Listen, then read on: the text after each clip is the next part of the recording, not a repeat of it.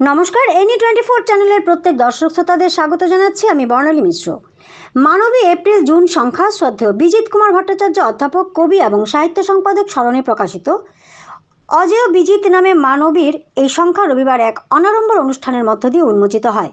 এই দিন শিলচর দ্বিজেন্দ্র ডলি লাইব্রেরির সভাকক্ষে উপস্থিত অতিথি আসাম বিশ্ববিদ্যালয়ের অধ্যাপক ডক্টর বিশ্বতোষ চৌধুরী, কাছাড় কলেজে প্রাক্তন অধ্যাপক ডক্টর সুমিতা ঘোষ ও ডক্টর শ্যামানন্দ চৌধুরী পত্রিকাটি উন্মোচন করেন।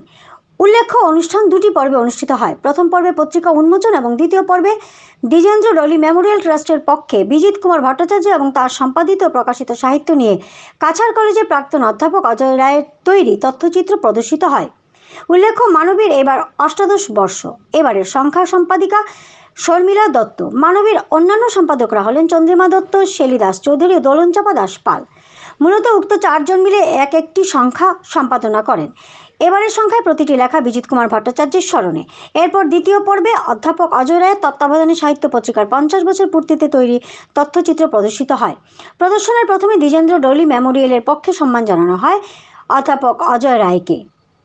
শিলচর থেকে আপনারা দেখছেন মৃদুলা ভট্টাচার্যের রিপোর্ট। এভাবে আরও খবর দেখতে চাইলে আমাদের এনি 24 চ্যানেলকে সাবস্ক্রাইব করুন এবং পাশে থাকুন।